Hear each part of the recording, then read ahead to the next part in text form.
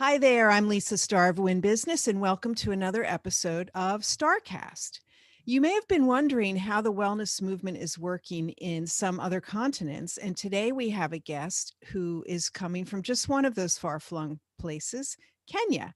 I'd like to welcome Alfrida Boinett. She is the CEO of Private Collection, which owns 7 properties throughout Kenya that are hospitality and wellness oriented. But Alfrida has a varied background, as many of our guests do. So, welcome, Alfrida. Thank you. Thank you, Lisa. We're happy to have you. So, Alfrida and I met in Africa a couple of years ago. I think you took my course on spa management. And as I got to know you, I realized there was a lot more to you than just a student in a course, and you have a very widely varied background. Did you grow up in Kenya? Yes, Lisa, I did grow up in Kenya. I grew up in Nairobi, the capital city, and this is where I went to school, both Nairobi and a bit out of Nairobi. Hmm. So after my school, about my A levels, for my A levels, I then went to the UK to study. And what did you study there? So when I went to study there, I studied law. So I did a pre law, then I did the main law, and I qualified until I'm a barrister. So I'm a qualified barrister in the United Kingdom. I'm called to the bar. You're called to the bar. So, did you begin practicing law in the UK? I did a bit of practicing law in the UK, and then I knew the regulation was going to change at home. So I decided to come back to Kenya. And at that time, I thought dispute resolution was a growing industry that I wanted to get into. So I came back and I did the law school here. I stayed in the UK probably around 15 years before I came back home. Really? Yes. So, was it hard to come back home after being in the UK all that time? It was no, it felt like a natural progression of sort of my profession because they they look like there were so many more opportunities coming up in Kenya. So when I tried to hedge my bets, I actually thought it would be a short term thing when I was coming back. You So did. yeah, I didn't intend it to be long term. Yes. I guess it's hard to be away. I mean, when your family and your roots are in a place, it's hard to turn your back on that. Exactly, exactly. So when I got back, and I had done international human rights law, and so I had also done some work experience in Switzerland with the United Nations Human Rights Commission. So I had a taste of that. So I Mhm. knew if I wanted to grow that side of my profession, I would be better off coming back home because this is where it's all happening. So that Right. that was my end game plan. Yeah. So you moved back to where your family was and you began practicing law in Kenya? Yes, I did. I started practicing law in Kenya. I went to the School of Law, and then I practiced for about 5 years, I think it was, until yeah, I realized I practiced in 2 law firms, which were great and they were big, but they were it was very unsatisfying because it was like paper pushing. Mm. So I kept thinking, let me leave this. Maybe let me go and look more closer to my NGO roots. So then I joined, and then a friend of mine was doing a startup, which Mm. was with this investor who wanted to create a city within a reserve in somewhere in the Rift Valley. And so he needed someone to manage it. So we were going to work with the local community, and we were going to create a bit like a hotel resort together with the local community providing sort of the food and the labor and all that. Mhm. But around that time, Kenya was getting its independence. Sorry, was changing its constitution. So as it was changing its constitution, all the local authorities who we had this plan with and had given us approvals were changed and became counties. Oh, no. Yeah, so all that sort of almost 2 years worth of work, discussing, negotiating, had to go on hold as this new constitution took shape. The constitution essentially devolved sort of government. So yeah, basically they became more powerful than what they were before, but also the demarcations changed. So after about that 2 years, it became, our work was not going to, it's not going to work out anymore. That's a shame. You feel like you wasted time, but you probably learned something. in that I experience? did, because there was a lot of how to structure profitable and CSR work together, sort of, and it had a lot of feel good feelings, and I guess that's why I was in that project, Mm-hmm. and it was great. So I learned a lot. So as I was in between things, and then I realized that okay, look, my parents have done the various investments, and they're growing older, and I realized, well, I could do this for them. So I wrote a job description where I made myself group operations, and I told them, you won't have to travel to the different destinations to look at how your business is working. I'll do that for you. So yeah. That was very clever of you. It's because I thought, what am I going to do? And I used to write job descriptions for other people before. So that's what I did. And so And your parents said, great. yeah, my parents were like, oh, okay. They weren't sure, is this going to be a short-term measure, a long-term measure? But I had a good friend who we had done the NGO together with. It was actually it's a not really an NGO because it had a profit element to it. So my friend had been very instrumental in making me leave the law because she felt that my strengths would have been better utilized in other areas. So she was the one also who told me, why don't you look at your family business, because it's something which I think has enough meat for you to work on.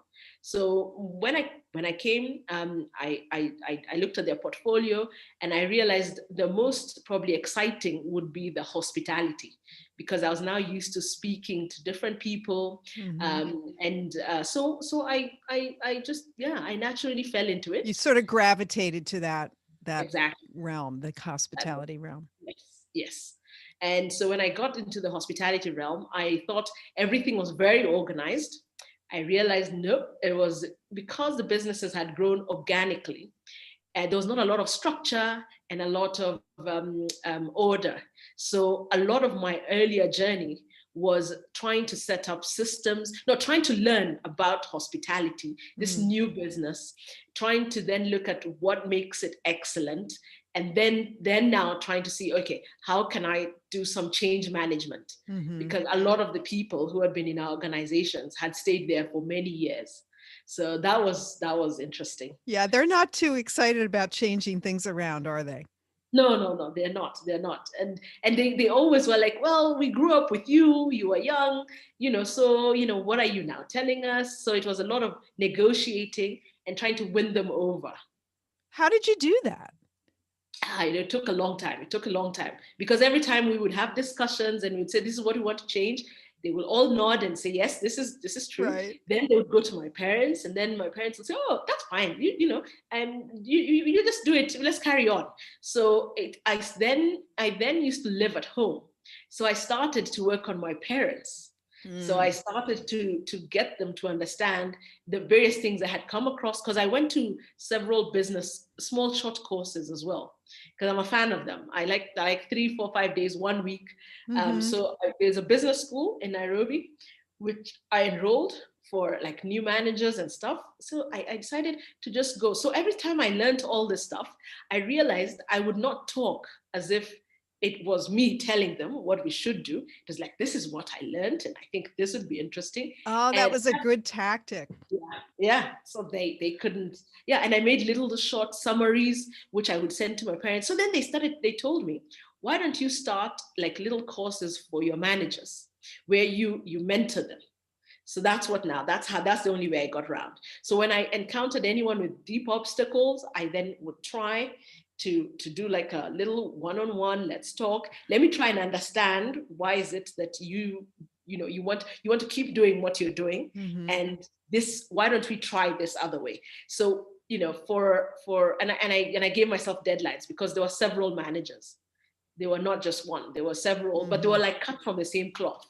So I realized most of them had learned the skill on the job, and not necessarily were they or if they were classically trained, they were not trained, they're not all rounders. So I found sometimes it was very difficult to try and get my ideas across to them. So with some of them, after a year, 2 years, it naturally, the road began to fork, because they were like, this is not going to work. And I then started to look for right thinking people, or people who would think like me in the organization, and started to plant those seeds. So over like 3 or so years, I started having middle-level managers who are more interested, accountants who wanted to hear a bit more about the order. So then I was ready. So at that point, we then got a consultant in. And he was a guy, he was a great guy, he's a mentor, he's called Anton from South Africa. And he worked with me for about 8 months.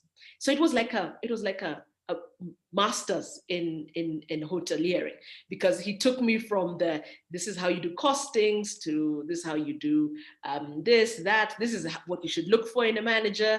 So it was great. So I accelerated the putting of systems in place. That is so great when you can use a consultant that way. Yes. As you say, sort of a master class in your own space on your own project. Tell me how to do this, and then you learn the best way to manage it. I really applaud you for sticking with it, because that must have been a difficult journey to get them convinced about your vision. Yes, it was not easy at all. It was not easy, especially because I realized they all had like a very happy place where they wanted to sit and just say, okay, everything is working fine. Why should we rock the boat? And I was like, no, we need to. This could be better. This could be better. It was true. It was not easy.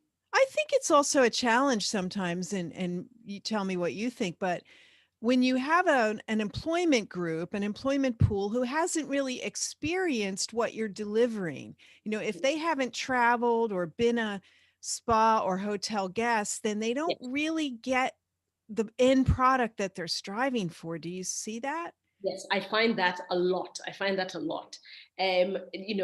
Sometimes even it is. I've tried two ways. I've tried to see people who I thought were exposed to some extent, and said, okay, fine, let's try and train these ones, and also try and find people who just had no idea but had good attitude. So I've just found that the second group was so much easier to work with, because they just had no idea. So showing them little videos of how it's done in other countries, they were more receptive towards it. And then they were not so fixated on, but this is how we did it. And this very is true. Exactly. That's so true in HR around the world. I mean, you can train people to do tactics or skills, but you cannot train attitude. No. They have to come with that. And if they don't have that, it's just a long slog to get them to see your way, or as you saw, the fork in the road. Yes, exactly. So at this point, how many properties were you managing? At that point, I was managing 3 properties, one in Naivasha, another one in the North Rift, Eldoret, and another one on the coast. What happened is, we are accidental hoteliers. We had set up a property in a prime place in Naivasha, which is near by the lake, which is near a plant. What do you call it? It's not very near. It's about maybe an hour away. There's a lot of geothermal activity. So our plan was, why don't we set up this residence where the experts who are going to work there, I think there's some Japanese we bid together with, will have accommodation. Sure. So but then our plan was, we'll do this for 5, 6, 7, 10 years, and then we'll get the money off the rent, and then we will then build a conference facility, and then we will just roll into probably some hoteliering. So when they didn't win the bid, we then had to come. We had anyway pretty much done them to quite a high spec. So I started becoming a project manager first, because now it became, what are we going to do? So we had to get in. We had to bring the contractor, have the negotiation, look at the specs of the conference, look at the specs of the restaurant, and all that. So I started first. That's how it went in, and that's where I realized getting in with this consultant was going to be important, because now at least we could have a bigger roadmap as to where we wanted to go. For sure, especially when you get into food service and some areas you maybe weren't experienced in. Exactly. But in our other properties in Eldoret and Mombasa, we had already there used to be our holiday homes, so we converted those. We tastefully made them out, and then we were able to just sort of start the process of what was, when there was no Airbnb, then there was something called holiday homes, like, yeah, just holiday home. That's what we let it out as. So it wasn't too difficult in the beginning because everything was more or less running on its own. And once we had to take quite a lot of work to do that first project together, then we sort of knew we will roll out whatever best practices are. So that's, at that time there were 3, and then we then partners in 2 other ones. Yeah, in the Mara and in Nakuru. So you were able, through that process, it sounds like, Alfrida, to get experience on a new build, though, like Yes, starting something from the ground up, which is also very different and important. exactly. So what Exactly. happens next? You've got now a few, how many? 5 properties? Yeah, they've got 7 properties now. So the next thing we realized was, how could we add value in them? In one of the properties, there was a children's amusement park, and an animal park. So naturally, it lends itself more to a resort. So we were like, wellness. We need to, the other thing, if you come and your kids are able to play during the day, and you're able to, we have restaurants and stuff there. The natural thing was, why don't we have a place where the moms can come and rest? Because we used to just see them sitting with their kids. So we're like, yeah, let's venture into that. So in Eldoret, we did a full-fledged day spa, which then we thought, oh wow, this is great. It was quite exciting because we got someone to do the drawing, we got the interiors done, and it was very interesting. So we're like, and there okay, was nothing like that there's at the nothing like time. that. No, because everything that had been there is in very small spaces in town, which is not what sort of we were looking at. We were like, we have space, we have grounds, it's a nice quiet area, it's a bit of in the outskirts of town, so it makes a lot of sense that you would, if you're coming all the way out here, you'll be coming to relax. So that's where we started. But we had also started there's a property in the park in Nakuru, and it's in a national park. And naturally, when you come on safari, usually it's most people have done part of it is a road safari. You could do a fly safari. Most people fly into the Mara and then take a road drive to Naivasha and then road back to Nairobi. Okay. So even if you do game drives can take you up to like 3 or 4 hours in a car, because that's the only way probably you'll see the game and get as close to them. So most people need sort of little pampering. If not, they just feel tired, if the jet lag, or they're like, oh, I've been on the road for so long. And those game drives are early in the morning. They're very early in the morning. They're very early in the morning. And sometimes then you have like a lot of downtime during the day where maybe you're not very into the pool or something like that. So we'd already started in Nakuru now, because naturally people came from the Mara and they came to Nakuru as their last destination before they came back to fly to Nairobi. Nakuru is about 3 hours away from Nairobi. Okay. So when in Nakuru we had started the treatment room. We have one treatment room, and there we're just able to offer, it's a semi enclosed space, so it's kind of open, and it's on top of a tree. It's like a tree house. Nice. It's really nice. So and we'd worked out how we could get some, because the problem also of some of the lodges in the parks and stuff are not full all the time. So trying to find someone who would do beauty therapy and would also maybe be a receptionist for the main hotel. Sure. So multi-skilling was a very interesting thing to do. So at least by that point, when we got that and we knew that was working well, we decided also at the coast, we would look for someone. But at the coast, it's purely open air. That's how a lot more people do it. Just, a bed set up with nice flowers, everything. And then, we just have it sort of outdoor. Because there, it's mostly our clients who started asking for it. Because they were like, I've come to relax. Even if it's a self-catered unit, we provide the housekeeping, we provide the food, the chef and everything. So, a lot of people who were now thinking, I like the flexibility of coming on holiday, but I don't want to cook, I don't want to clean. And we have sort of nanny services. So, naturally they were like, okay, fine. I want something, some treatments. We started getting groups of girls, groups of ladies, which is a big market in Kenya, who like to travel. So naturally, we decided, when we do that package, we'd happily incorporate it and see if they liked it. And so we just naturally started bumping into, yeah, because it felt like it was a natural marriage between the hospitality you're offering and that next extension of service, so that they don't think of going anywhere else. Sure. And it sounds like the clients responded very favoritively to what you did. Oh yeah, yeah, yeah. They did. Because also it was partly because in Nairobi, in as much as there were also there's several spas, I realized in the last couple of years there's a lot of trained masseuse, massage ladies Hmm. who offer their services like on Instagram. So you just go there and someone will be like, okay, So I would go to someone's house and someone would be like, oh, don't come at this time. I'm having my massage. So when I got like a really good sort of lady, I said, okay, fine, come, let me see what it is. And I realized there are people who've incorporated it into their lifestyle Hmm. because it's become inexpensive. And so I was like, okay, there's a market for it then, you Very know. much so. And so, when was that? How many years ago? That was almost 4 years ago, Really? actually. Yeah, Good. Good. It's because good to see that the self care movement wasn't just happening in Western countries. That's good oh to no, know. yeah, about 4 years ago, yeah.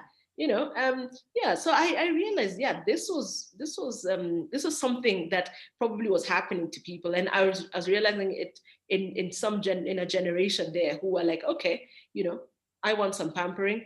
I work hard, and yeah, so I was Hmm. like, okay. So it will not take away from going to the spa. So they will still go to the spa. Maybe just they'll leave it as a treat for once a month, Hmm. but every week they will have a massage.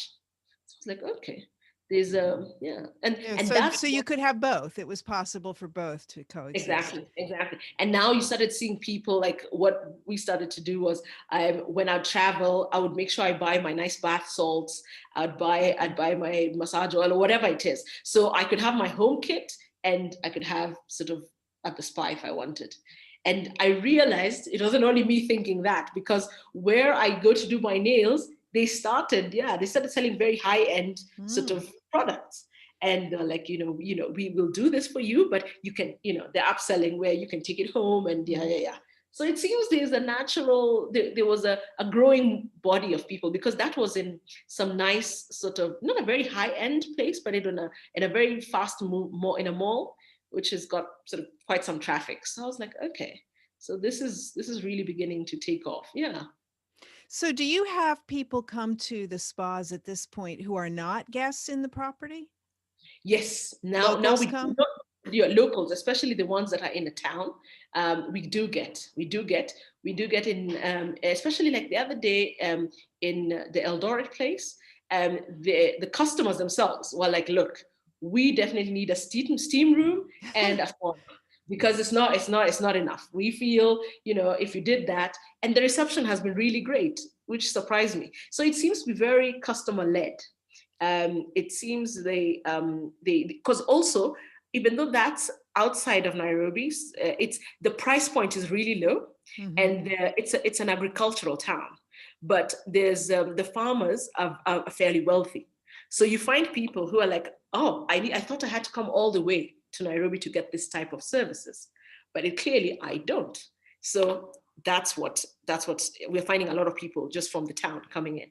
I think we're And seeing that around the world, honestly, because massage and facials and body treatments, and it does often start in more urban areas, but yeah, people travel and they yeah. have those treatments in urban areas, and then they go home, as to your point, and they say, oh, I wish I could have this here and not have to go into the big Exactly. city. So Yeah, I'm glad to see evidence of that in Kenya as well. it is. It is. It is. So what's next for your spas and your hospitality Yeah. So businesses? What what's do you see next? the What's future next? looking like? Yeah, what is next? Since we've been having these discussions, I decided I'll be so much more exploratory in finding out what's happening then. Mhm. Where is the next trend and where is this going? So I've been very busy on Instagram, not only looking for things I like. So the first thing I thought of was, obviously, the pandemic. I can't wear makeup. So not too much makeup, because I don't want to wear my mask going around. So I thought I'll do my eyebrows. So I went to look and I discovered, oh, there's so many people doing microblading. So I Uh-huh. did my research. I found one person who's got who's trained in the States. So I went to visit her. She was great. She did them. I'd done the first treatment, and I'm going to go back in another sort of 3 weeks or so, because I was like, if I have a mask, that's all you can see, and it's going to save me makeup time. I'm like, For great. sure. Sure. So when I spoke to her, she used to have, she studied she studied neuroscience in America. And then she Goodness. came back to Kenya, and now she's got a spa, and she's doing microblading. The rest of her spa, she outsources it to other therapists. So she's got 2 treatment rooms. She really has a slot. She has only 3 slots in the day, and you have to pre-book.